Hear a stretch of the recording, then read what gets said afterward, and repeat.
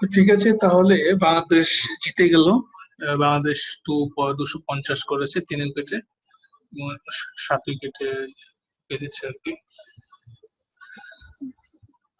So ঠিক আছে, তাহলে আমরা আমাদের এখন ক্লাসে চলে যাই। ফ্লোট নিয়ে বলছিলেন যে ফ্লোটটা কি। ফ্লোটটা ডিফাইন করা হয় দশমিক সহকারে যে নাম্বার গুলো, সেগুলোকে ফ্লোট বলা হয়। ধরেন আমি আমার একটা ফেভারিট নাম্বার প্রিন্ট করবো, ধরেন আমার ফেভারিট নাম্বার 13, হ্যাঁ 13.3। তো এটা হচ্ছে দশমিক সহকারে। সো এখানে ফ্লোট নাম্বার লেখার পরে এখানে এফ, এটা আমাকে লিখতে হবে, হ্যাঁ। তারপর যদি আমি আউটপুটে প্রিন্ট করতে চাই, তবে সিস্টেম ডট প্রিন্টএলএন এইখানে আমাদের এই ভেরিয়েবলটা ডিক্লেয়ার করলেই হবে, হ্যাঁ।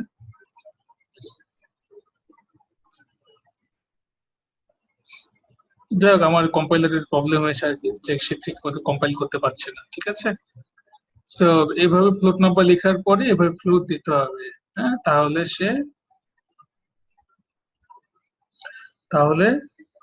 সে হচ্ছে আউটপুটে দেখাবে 13.3। এটা 13.3 হবে, এটা কম্পাইলার প্রবলেম করছে, ঠিক আছে। এভাবে প্রিন্ট করবে।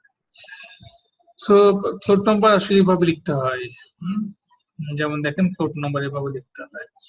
আর ডাবল নাম্বারও ওই ফ্র্যাকশন সহকারে, দশমিক সহকারে, হ্যাঁ। ডাবল নাম্বারও তো দেখেছি অবশ্য আপনাদেরকে। এখন যদি ধরেন আমি ডাবল নাম্বারটা, ধরেন আমি একটা ডাবল টাইপের একটা ভেরিয়েবল নিচ্ছি a = 3.2, আবার ডাবল টাইপের আর একটা ভেরিয়েবল নিচ্ছি b = 5.7, হ্যাঁ। তো আমি যদি যোগ বিয়োগ গুণ ভাগ করে এভাবে লিখি যে a multiplication b plus a minus b, যদি আমি আউটপুটে লিখি, হ্যাঁ, তবে হচ্ছে একটা কি হবে, তবে একটা রেজাল্ট দিবে আর কি, হ্যাঁ। ধরেন আমি এটাকে প্রিন্ট করে আমি ইউজ করব, জানি না এটা আদৌ কম্পাইলার নেবে কিনা, কম্পাইলার আজকে অনেক প্রবলেম করছে। তো দেখি, সেখানে মাল্টিপ্লিকেশন একটা নাম্বার এখানে আউটপুটে দিবে আমাদের, না কম্পাইলেশন কাজ করছে না আর কি। ঠিক আছে, তো আমরা ওই আপনাদেরকে আগের ইয়া থেকে দেখাচ্ছি, হ্যাঁ। সেখানে এর সাথে মাল্টিপ্লিকেশন বি, মাল্টিপ্লিকেশনের যোগ হবে, হ্যাঁ, গুণ ভাগ হবে, তারপর আউটপুটে বসবে আর কি, হ্যাঁ।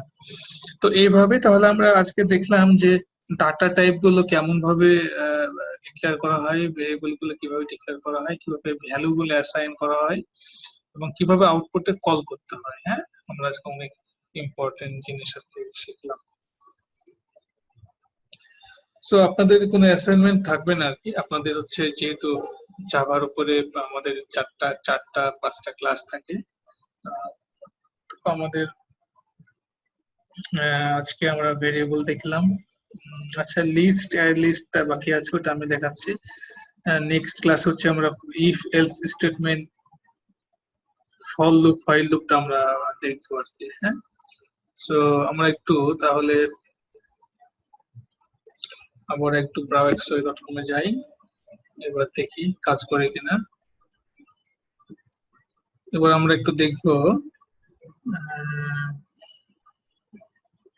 অ্যারে লিস্ট অ্যারে লিস্ট কি, হ্যাঁ, এটা আমরা একটু দেখবো আর কি। লিস্ট অ্যারে লিস্ট, তো তারপরে আমরা বলবো নাকি হ্যাশ ম্যাপটা কি জিনিস। সো ম্যাপটা হচ্ছে, দেখেন ম্যাপ টাইপের, আমি একটি ভেরিয়েবল নিচ্ছি ম্যাপ, এবং এটা হচ্ছে একটা অবজেক্ট আর কি। ম্যাপ হচ্ছে একটা ক্লাস, এই ম্যাপ হচ্ছে একটা object. Hash map type, hash map কিভাবে কাজ করে, এটা হচ্ছে কি ভ্যালু হিসেবে কাজ করে, হ্যাঁ।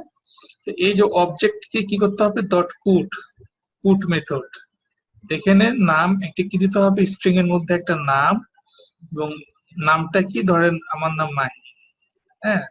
তারপরে এটা হচ্ছে আবার object dot put designation engineer.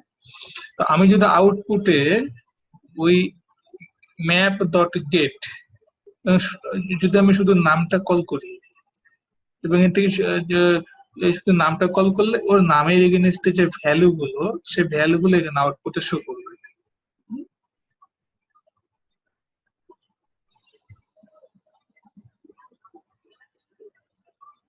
জানি না আবার হয়তো সেম প্রবলেম, এবার তো মানে নট রানিং দেখাচ্ছে আর কি, হ্যাঁ। তাহলে আউটপুটে এখানে দেখাবে হচ্ছে এই যে মাহি আর এই যে ইঞ্জিনিয়ারটা। তো হ্যাশ ম্যাপটা আসলে কিভাবে কাজ করে, এটা হচ্ছে কি এবং ভ্যালু। একটা কি লিখতে হয়, কি এর এগেইনস্ট একটা ভ্যালু সে স্টোর করে। হ্যাঁ, কি লিখতে হয়, কি হচ্ছে ডেজিগনেশন, ডেজিগনেশন কল করলে আমাকে এই ভ্যালুটা আমাকে আউটপুটে হ্যাঁ দিয়ে দিবে আর কি। এই যে দেখেন এবার হয়েছে। সো আমি এখানে কি করেছি, পুট করেছি তাই না, হ্যাশ ম্যাপে পুট করেছি কি, এবং আমি আউটপুটে জাস্ট ওই আমার কিটাকে কল করেছি, তাহলে এর এগেইনস্টে যে ভ্যালুটা ছিল সেই ভ্যালুটা প্রিন্ট করেছে, বা এটার এগেইনস্টে যে ভ্যালুটা ছিল ভ্যালুটা প্রিন্ট করেছে। হ্যাঁ, তো এভাবে আসলে কি কাজ করে আমাদের হ্যাশ ম্যাপ ম্যাপ কাজ করে। হ্যাঁ, তো তাহলে যেটা করবেন বাসায় গিয়ে একটু স্টাডি করবেন, যেটুকু আজকে আপনাকে দেখালাম, ভেরিয়েবল ডাটা টাইপ প্লাস হচ্ছে হ্যাশ ম্যাপ, এখান থেকে লিস্ট অ্যারে লিস্ট জানি না আছে কিনা, যদি থাকে আপনারা একটু করে নেবেন। আর নেক্সট ক্লাসে হচ্ছে আমরা if else statement, switch, for loop, while loop, হ্যাঁ এগুলো আলোচনা করবো। হ্যাঁ, এরপরে আমাদের জাভা অবজেক্ট ওরিয়েন্টেড যে কনসেপ্টস গুলো, যেমন হচ্ছে পলিমরফিজম, অ্যাবস্ট্রাকশন, এনক্যাপসুলেশন, এগুলো হচ্ছে আমরা কোডিং এর মাধ্যম দিয়ে আস্তে আস্তে এগুলো শিখবো।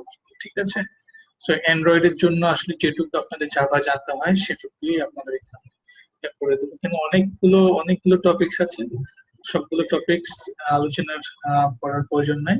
এখান থেকে যে জাভা টিউটোরিয়াল, এখান থেকে যে variable data type, control statement, Java object class, OP object class, constructor, static, this, হ্যাঁ ইনহেরিটেন্স, এগুলো একটু পড়বেন।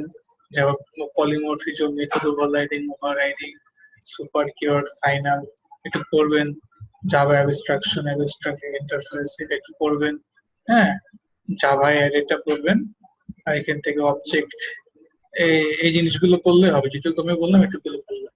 আর নেক্সট ক্লাসে হচ্ছে আমি আপনাদেরকে control statement, Java else, for loop, while loop কিভাবে কাজ করে এই জিনিসগুলো আপনাদের দেখিয়ে দেব কোর্স। হ্যাঁ, আমি হয়তো আপনাদের নিয়ে আবার করবো। আর আমি হ্যালো। আর